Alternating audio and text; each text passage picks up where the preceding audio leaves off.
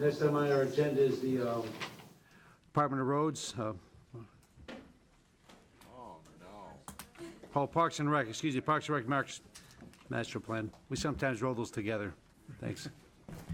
The budget for the park fund can be found on page E4.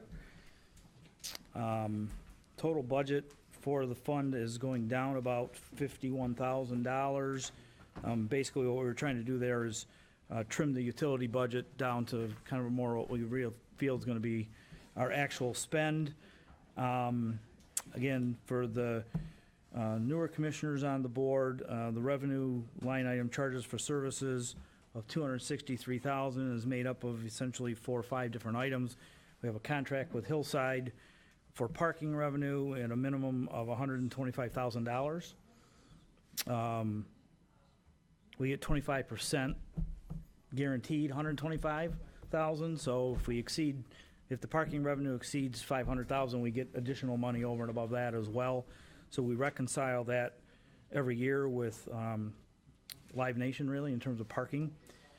We also have a contract with Hillside to rent the Independence building for $40,000 a year. We also have a contract with them to rent the grounds for ethnic festivals and other activities. And we also get 1% of ticket revenue. So we reconcile all that at the end of the year with them. All that totals up to the $263,000. Utilities, again, we're reducing that budget by about $50,000. We're leaving some cushion in there for ourselves, but we're trying to bring that down more in line with our actual spend. And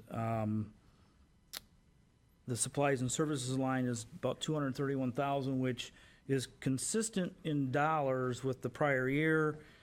However, there's a couple of things going on in there. $120,000 of that is depreciation expense on the assets of the park, and the other $110,000 is other things, grounds maintenance, things of that nature going on there. What's important to focus on, in my opinion, in the park fund is the transfer in from the general fund. So that's budgeted at $8,200 for 2018, which is significantly less than prior years. I think the budget was in the neighborhood of $160,000.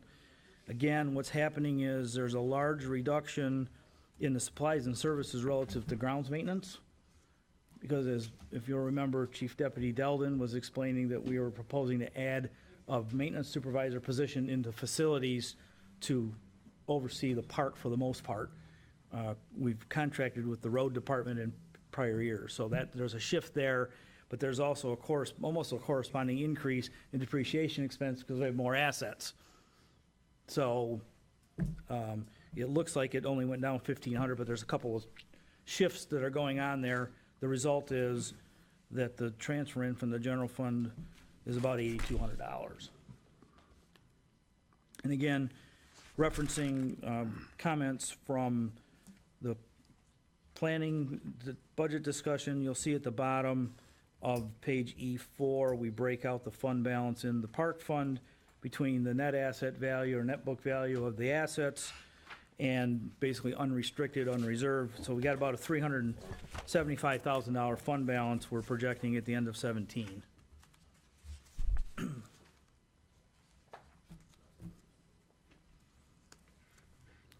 That concludes my comments on the park. Okay, Commissioner Kleinfeld. Thank you, Chair.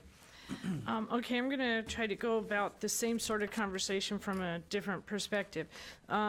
First of all, why doesn't our Parks and Recs budget have a contract services line item? All the others have a contract services line item, but this one does not. Because we don't when we pay for grounds maintenance, we just hire a company to. Right, but you just went through a whole lot of contract service things that are in the supplies and services line item. Well, grounds maintenance, and I can't remember all the individual line items. But so every other department has contracts. Same issue with facilities. So we have grounds maintenance in all the other facilities around the department. That's in supplies and services. So, facilities doesn't have a contract service line item at all? They may have for janitorial, I can't remember. Okay. So the master plan would be a contracted service. Correct. So, and I'm sure you've got a contracted service line item in the budget in your computer. We just don't have it here, I'm assuming. For the park fund? Yeah. No, No? no. I don't know off the top of my head the components of the other 110,000 between, I know there's grounds maintenance in there, and I can't remember all the other line items. Well, it seems like what we're doing with regard to this particular department is we're using supplies and services for both supplies and also any contracting that we do.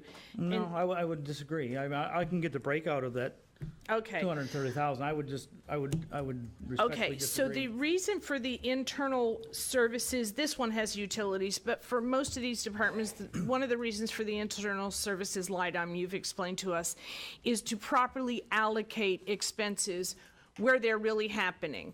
So you allocate the cost of electricity, the cost of different things to each department, even though the general fund, generally speaking, is paid for, so that you are properly allocating them. So if you took the if you're doing a Parks and Recs master plan and you put it in contract services in the Parks and Recs department, then aren't you properly allocating it? And then the planning department could actually have it listed as a revenue because they're doing the service. I guess it all depends on how you want to categorize your expenses functionally. So you got legislative, general government, et cetera, et cetera, et cetera. I would argue that functionally, that master plan is a planning function, not a Parks and Recreation function. So if we're trying to categorize things accounting-wise, so,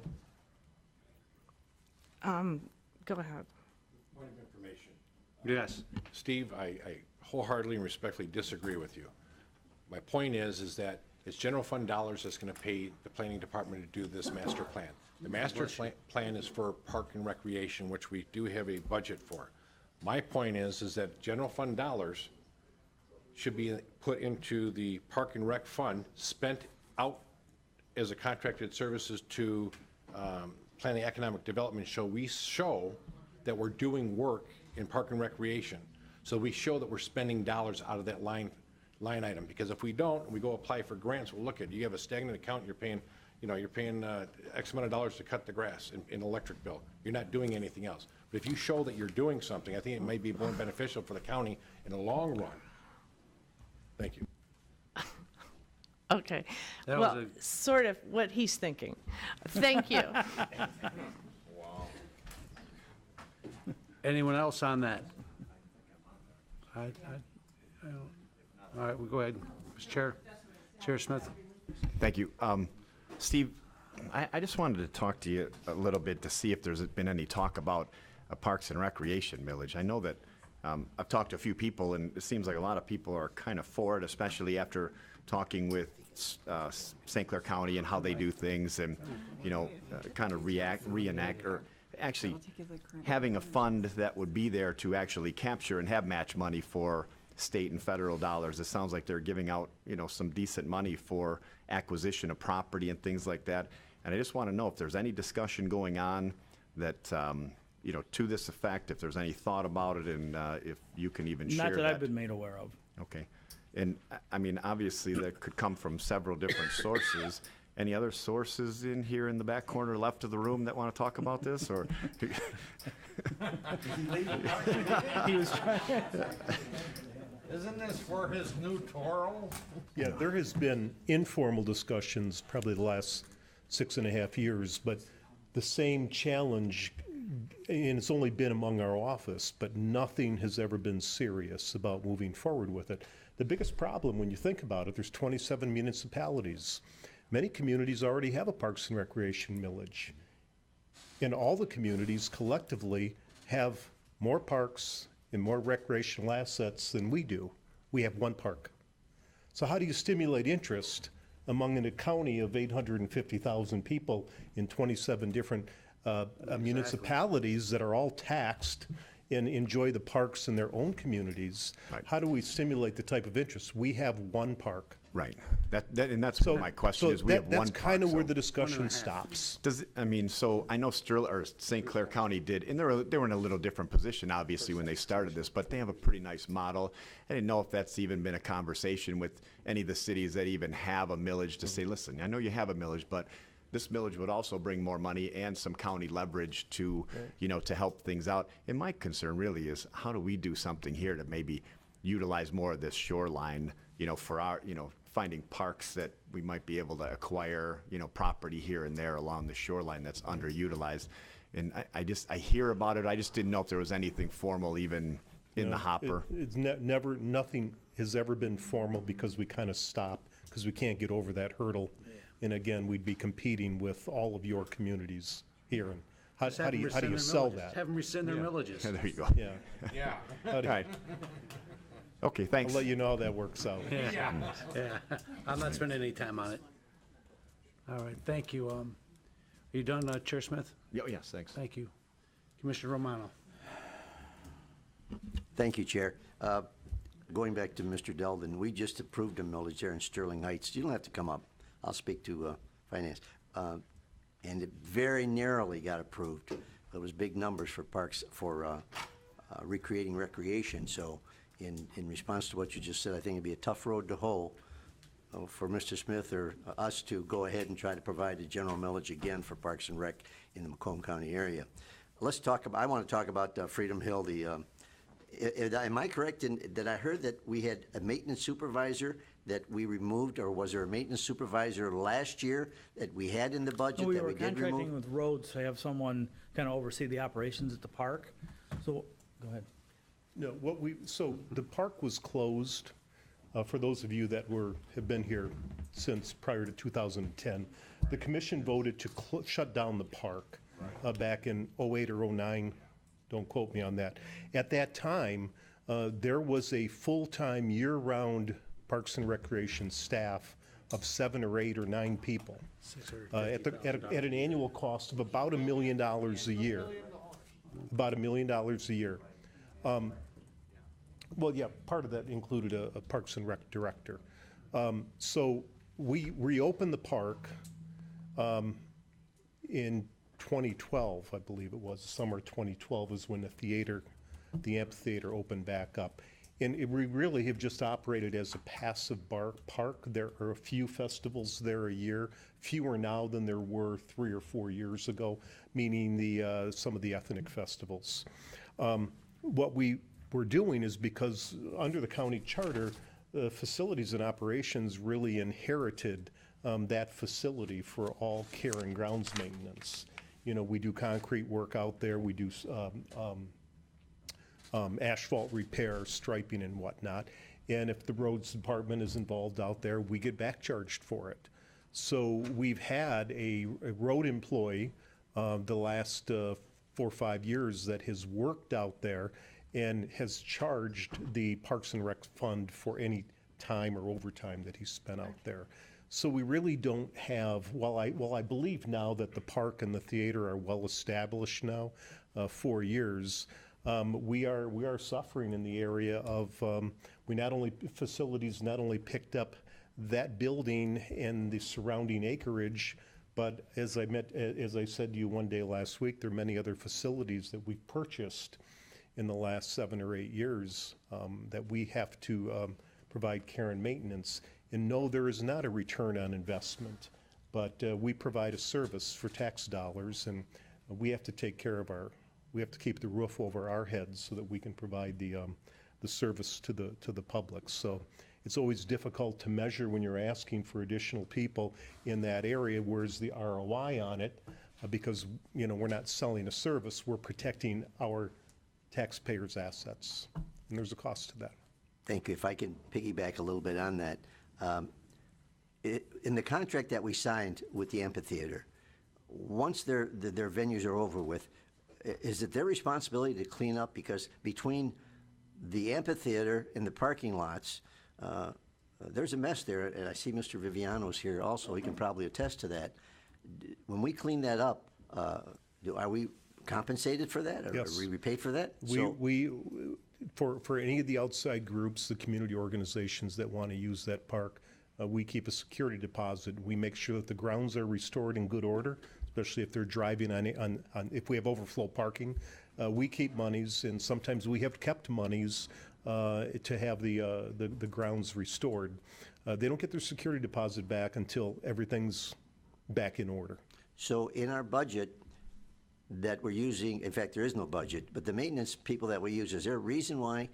I've received calls that the lavatories are not open during the day. The park is not, the fences, the crosshairs are up across the reason being, again, let me just expand on that.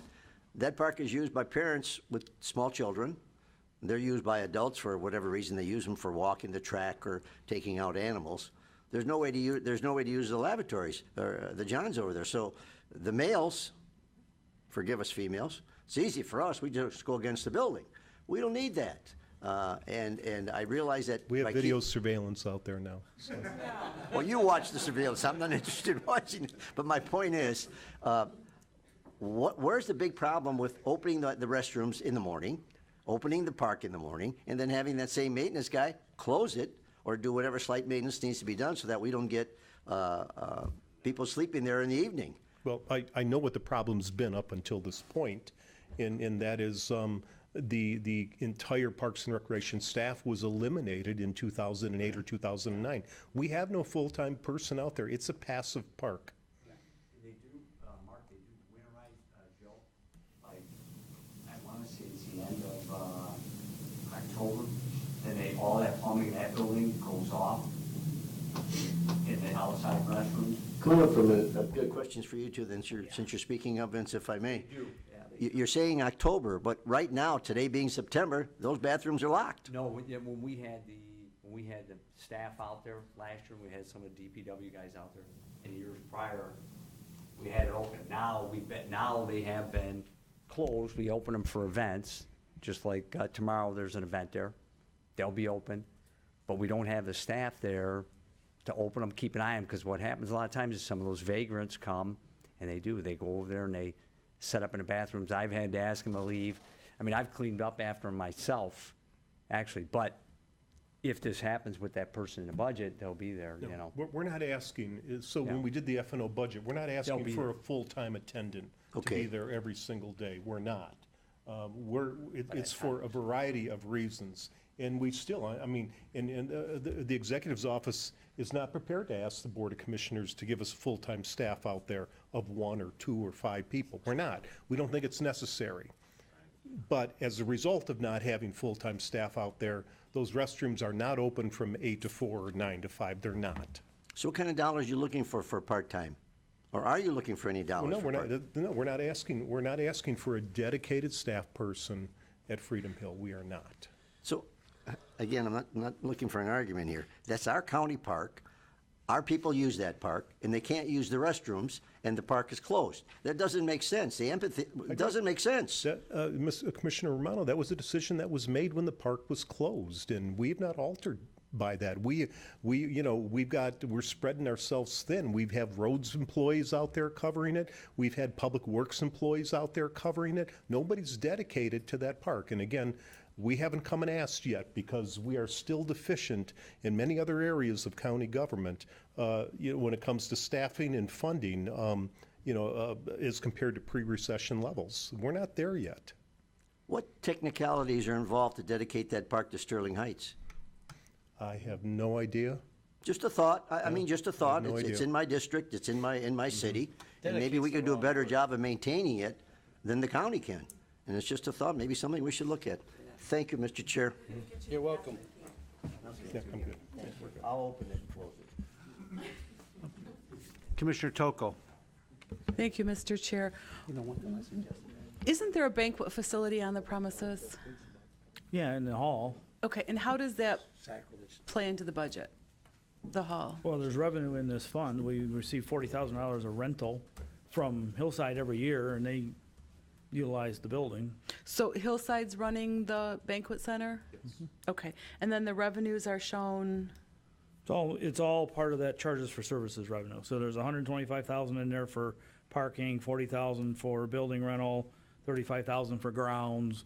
There's ticket revenue in there. We get 1% of ticket revenue.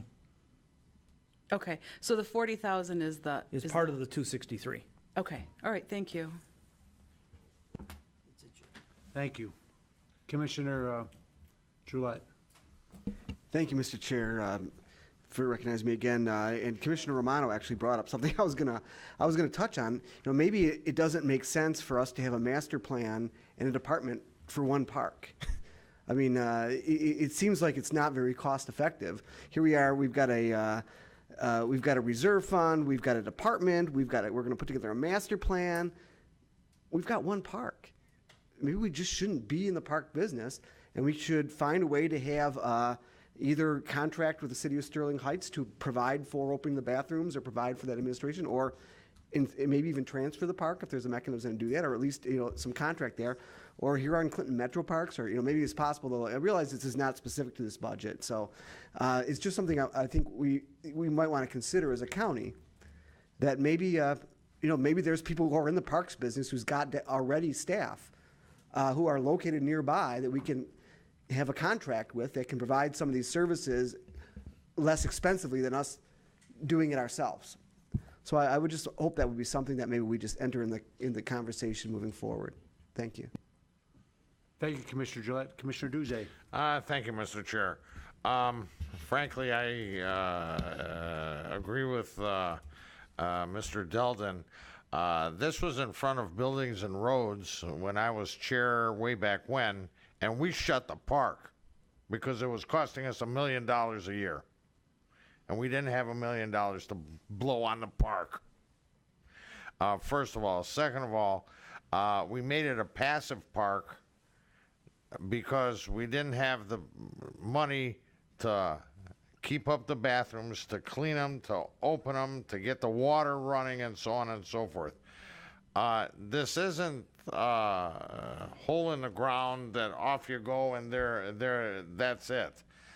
There's a lot more to running this entire operation, especially Freedom Hill, than just opening the gate and letting everybody in. That being said, I think there are a number of reasons why the county is in the park business, although we've owned Freedom Hill for God only knows how long. Do I think we should be in it? Probably not, because we did a really lousy job running it. Now, how many events do we have? We had the Polish Festival, the Italian Festival, and so on and so forth. How many events a year do we have there?